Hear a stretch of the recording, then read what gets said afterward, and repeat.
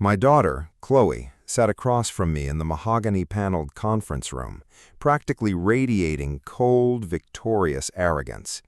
She was 34 years old, wearing an Italian wool suit I had paid for, sipping sparkling water and tapping her manicured nails on the mahogany table. "Let's speed this up, Mr. Vance," Chloe said, looking at her watch and completely ignoring me as I sat 2 feet away in my faded corduroy jacket.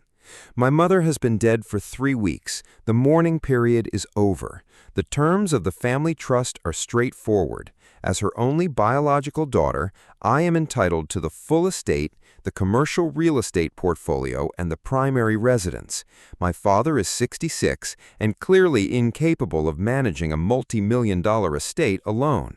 We just need you to hand over the executor keys so we can begin liquidating."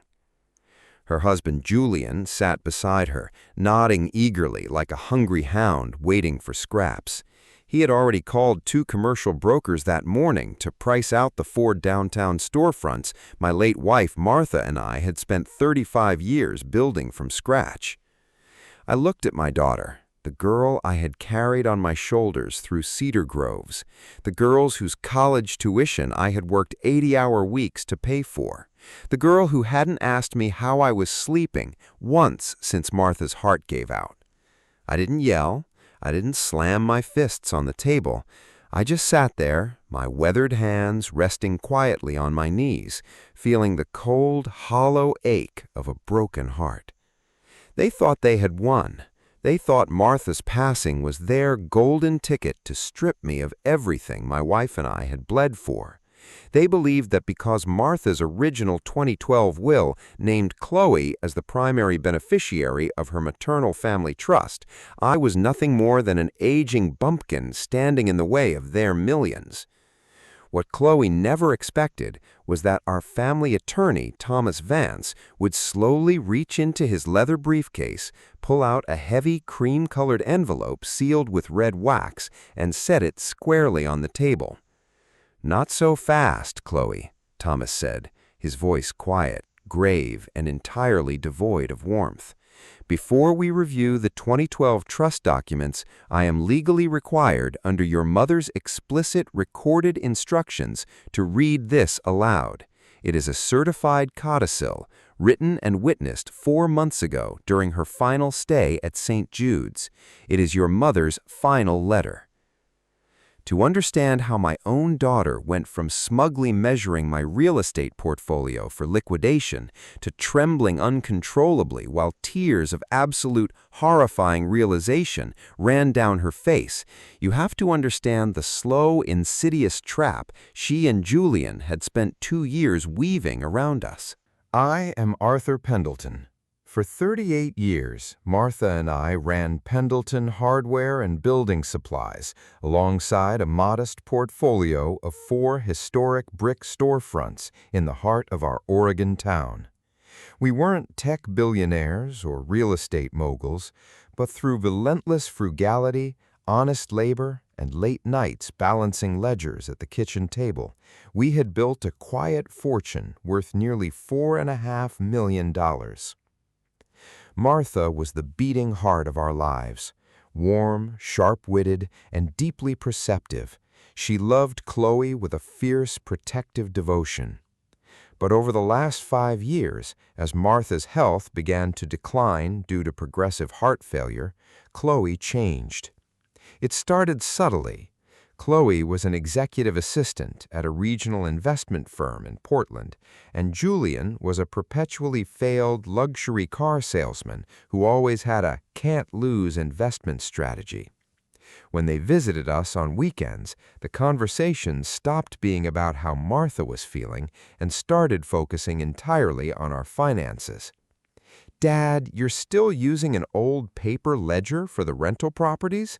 Julian would chuckle, eyeing the antique desk in my study. "That's crazy. You guys are sitting on a gold mine in downtown commercial land. You ought to transfer the titles into a streamlined corporate trust. Chloe and I could manage the cash flow for you." "We like doing it ourselves, Julian," Martha would say gently from her armchair, a soft blanket over her lap. Arthur knows every brick in those buildings. Our tenants are like family."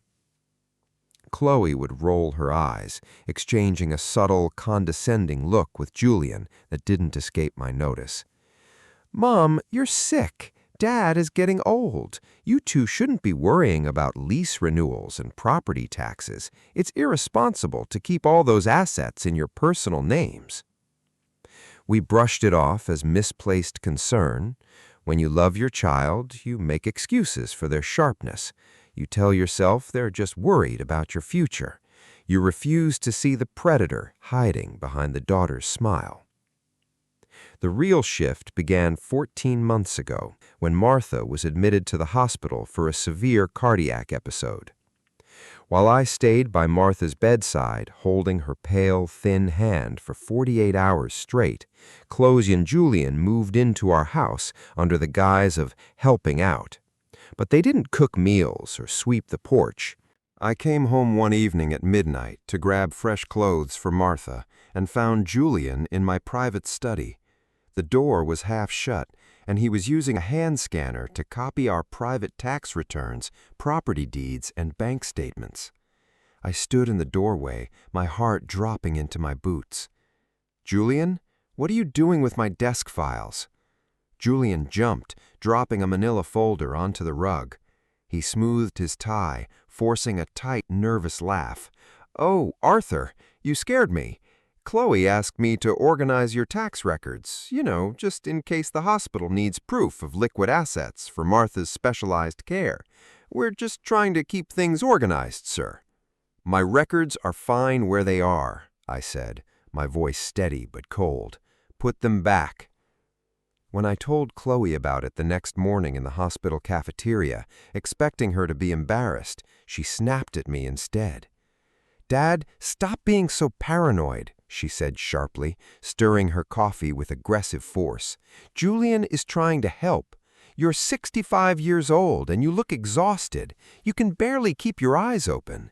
If something happens to Mom, you won't be able to handle the estate taxes alone. We need to know where everything is." "My mother isn't dead, Chloe," I whispered, feeling a deep, agonizing stab in my chest.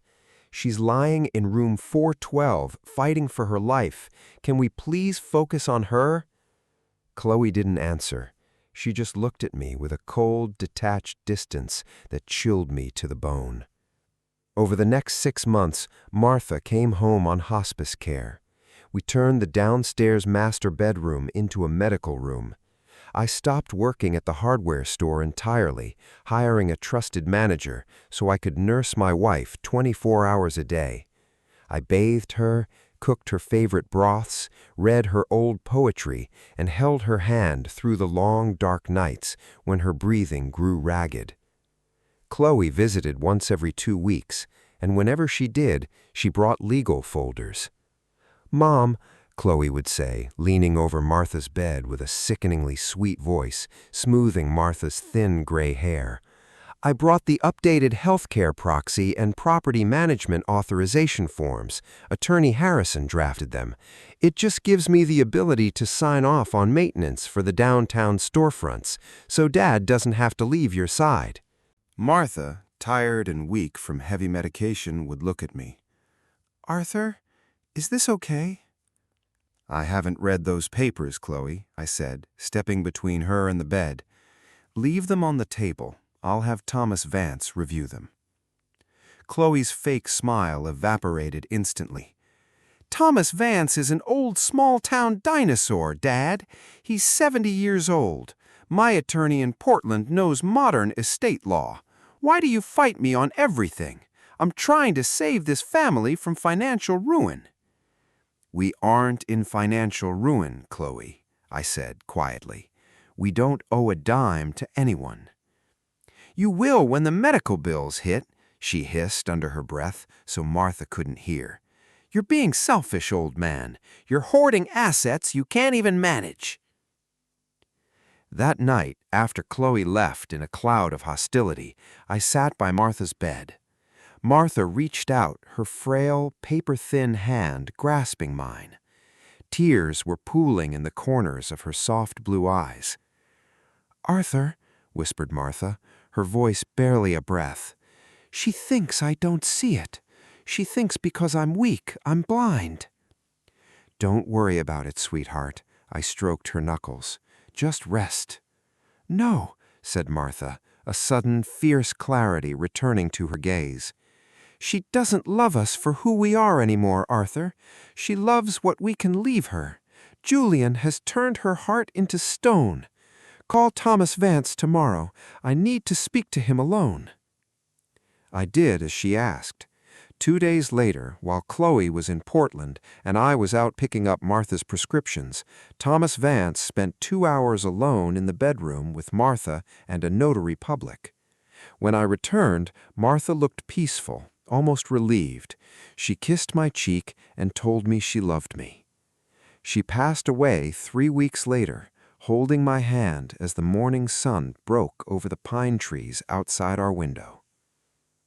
The day after the funeral, before the flowers on Martha's grave had even begun to wilt, Chloe and Julian showed up at the house with a moving van. I was sitting in the kitchen, staring into a cold cup of coffee, surrounded by the crushing, suffocating silence of a home without my wife. Chloe walked in without knocking, holding a clipboard. "Dad, we need to begin clearing out Mom's jewelry, her art collection, and the antique furniture. Julian and I have leased a climate-controlled storage unit in Portland." I stared at her, stunned. "Chloe, your mother was buried yesterday." "I know, Dad, and I'm sad too," she said, her voice entirely flat, devoid of a single drop of genuine emotion. "But the market is volatile right now. We need to appraise her maternal family trust items immediately. And frankly, this house is 4,000 square feet.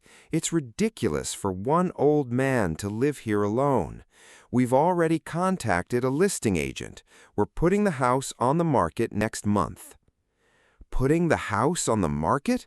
I stood up, my hands shaking with a mixture of grief and rising outrage.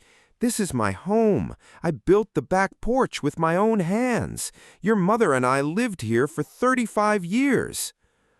"The house was titled in Mom's maiden trust back in 2012 to protect it from business liabilities, Dad," Chloe said, crossing her arms, her eyes hard as flint. "Under her 2012 will, I am the sole trustee of that entity upon her death. You have a lifetime tenancy clause, sure, but Julian and I have filed a petition to revoke it based on your inability to maintain the property. We have photos of the unmown lawn and dusty gutters from last week. You're neglecting the asset."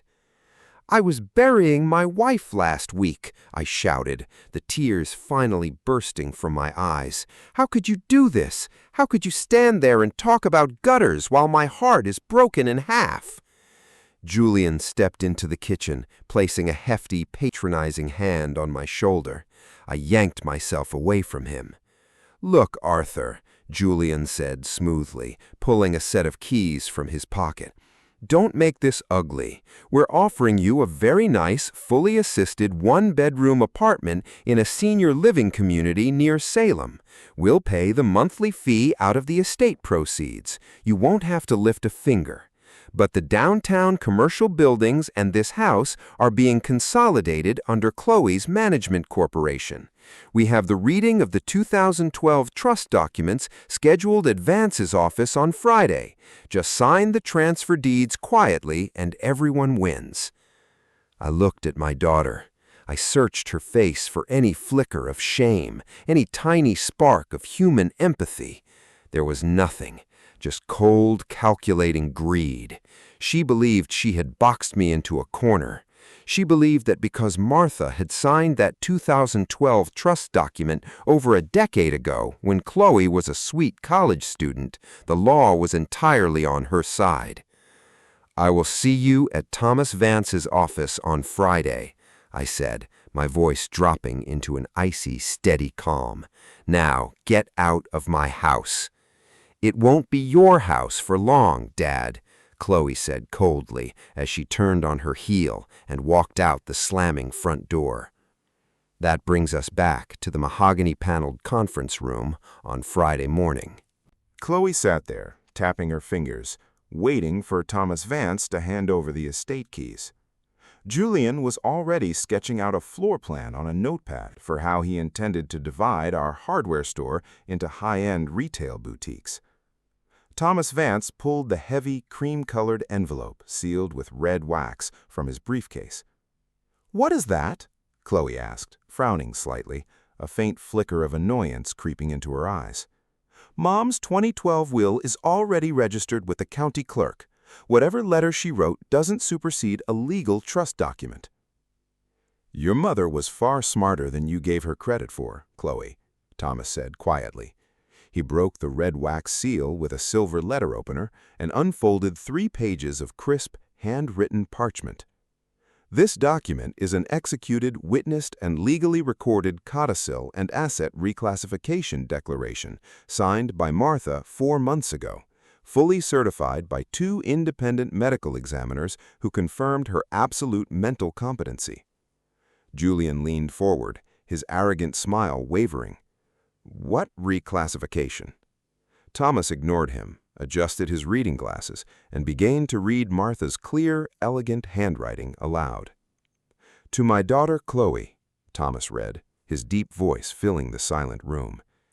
"If you are hearing this letter, it means I have left this world, and it means you have brought your father to an attorney's office to claim what you believe is your birthright."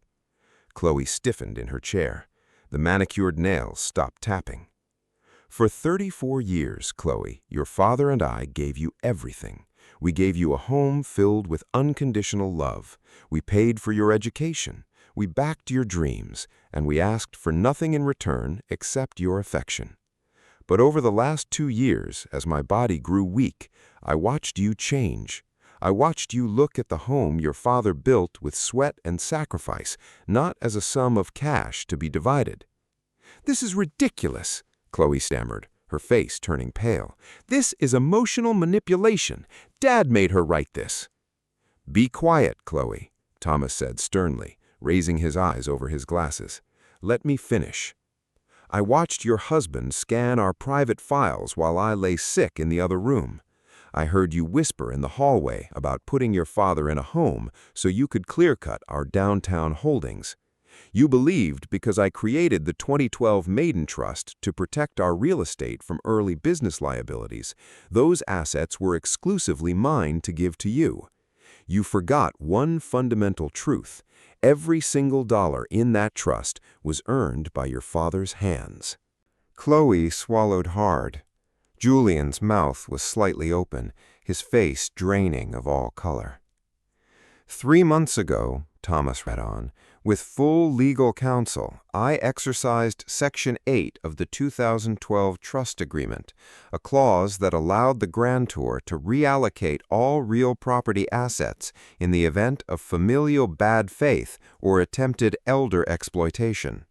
I legally transferred the primary residence, the 4 downtown commercial storefronts, and all liquid investment accounts out of the 2012 trust and into the Arthur Pendleton Irrevocable Lifetime Asset Trust." "What?" Julian slammed his hands on the table, springing to his feet. "That's illegal. You can't dismantle a family trust without the primary beneficiary's consent." "Sit down, Mr. Vance," Thomas said with chilling authority, pointing a finger at Julian. "Section 8 explicitly reserved full revocation power to Martha during her lifetime. She exercised it legally. Chloe was never a vested beneficiary. She was a contingent beneficiary, and as of 4 months ago, that contingency was permanently dissolved." "Dissolved? What do you mean, dissolved? What did she leave me?" Thomas turned to the final page of the letter. "To my daughter, Chloe, I leave you the blue porcelain tea set that belonged to your grandmother, so that whenever you look at it, you might remember the warmth of a family that loved you for who you were, not for what you owned. I leave you no land, no commercial properties, no cash, and no authority over your father's life." Thomas set the letter down on the table, looking straight at Chloe. Your mother's entire $4.5 million estate is now owned 100% by your father, Arthur. He holds sole, unchallengeable title to the house, the hardware store, the commercial properties, and the bank accounts. Furthermore, Martha included a binding indemnity clause. Any legal challenge you file against this estate will result in the immediate forfeiture of your grandmother's tea set, and you will be held personally liable for all of your father's legal fees. The room went dead silent. Chloe sat frozen, as if she had been struck by lightning. Her hands began to shake violently. She looked at the paper, then at Thomas, and finally she turned her head and looked at me. For the first time in 2 years, she wasn't looking at me as an old, helpless man standing in her way. She was looking at her father, the man who held everything, the man she had treated like trash, the man whose protection she had completely thrown away for a greed-filled illusion. "Dad," Chloe whispered, her voice cracking, tears instantly flooding her eyes and spilling over her pale cheeks. "Dad, please. Mom was confused. She was on medication. You know I love you. You know Julian and I were just trying to protect your future." Julian sank back into his chair, burying his face in his hands, realizing in one terrifying instant that his grand plans of managing a multi-million-dollar real estate portfolio were obliterated. His debts in Portland were coming due, and the cash cow he had spent 2 years trying to slaughter had just walked away. I sat there, looking at my weeping daughter. The emotional power shift was absolute. I held every legal card, every building, every cent. I could have laughed in her face. I could have thrown her out of the office. I could have demanded she return every dime I had ever given her. But I didn't feel triumph.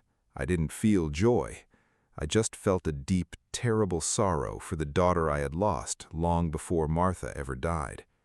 "Your mother wasn't confused, Chloe," I said, my voice low, quiet, and steady as mountain stone. "Her mind was as sharp as a diamond right until the end. She saw your heart.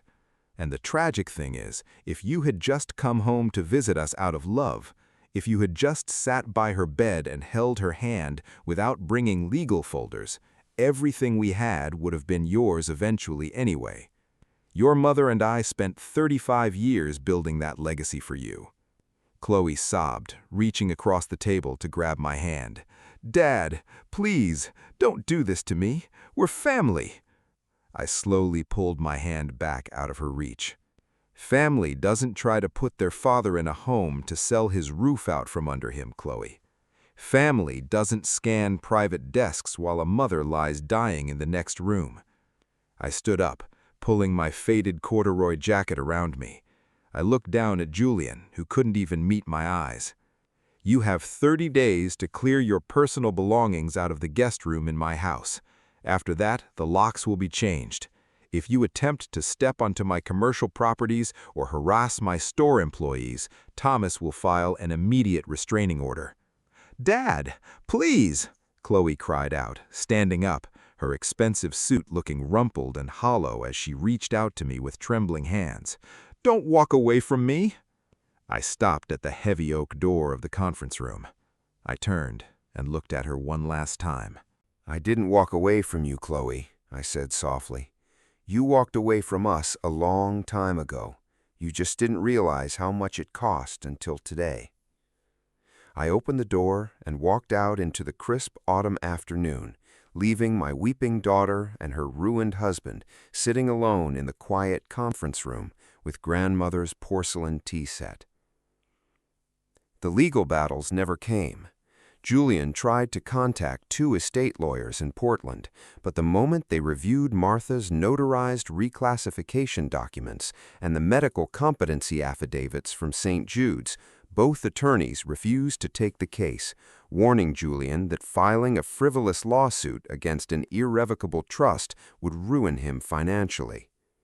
Within 3 months, Julian's car dealership venture went completely bankrupt. Crushed under the weight of mounting debts and the bitter resentment of their failed scheme, he and Chloe filed for divorce 6 months later. Chloe tried to call me several times from unknown numbers. She sent long, weeping text messages, apologizing, begging to come home for Sunday dinners, promising that she had changed. But every time I read her words, I didn't see the daughter who loved me. I saw the woman who had stood over her dying mother's bed with property transfer papers in her hand. I never replied. Some bridges, once burned by pure, cold greed, cannot be rebuilt with late apologies. 2 months after the reading of the letter, I made a final decision regarding Martha's estate. I didn't keep the millions for myself. I didn't buy sports cars or go on luxury cruises. I worked with Thomas Vance to establish the Martha Pendleton Hospice and Community Care Foundation. I transferred the 4 downtown commercial storefronts and $3 million of liquid assets into the foundation. The monthly rental income from those historic brick buildings now fully funds free, high-quality home hospice care for low-income elderly patients throughout our entire county, so that no dying spouse ever has to worry about medical bills and no grieving partner ever has to face greedy relatives alone. I kept only our home, the hardware store, and enough savings to live out my remaining years in quiet comfort. One cold evening in late November, the first snowfall of the winter began to fall gently over the valley. I returned home from the hardware store, kicked the snow off my boots on the back porch, and walked into the quiet kitchen. The house was warm, smelling faintly of cedar wood and dried lavender. I made a fresh pot of chamomile tea, poured it into 2 mugs, and walked into the living room. I sat down in my soft leather armchair by the fireplace. On the small table beside me, I placed the second mug of tea next to a framed photograph of Martha taken on our 30th anniversary. She was wearing a yellow sundress, standing in front of our pine grove, laughing wildly as the wind blew her hair across her face. I reached out and gently touched the glass over her smile. "We did the right thing, sweetheart," I whispered into the quiet, warm room. "The store is running well. The Hospice Foundation helped 3 families this week, and your pines are growing tall and strong." I leaned back in my chair, holding my warm mug, watching the red embers in the fireplace cast gentle, dancing light across the room. The house was quiet, but it was no longer lonely. Justice had been served, my wife's dignity had been protected, and the legacy we had bled for was now healing the lives of people who truly needed it. I closed my eyes, listening to the soft whisper of the winter wind against the window panes, at peace in the home I had built, knowing that true love never dies, it just finds a way to protect the ones left behind.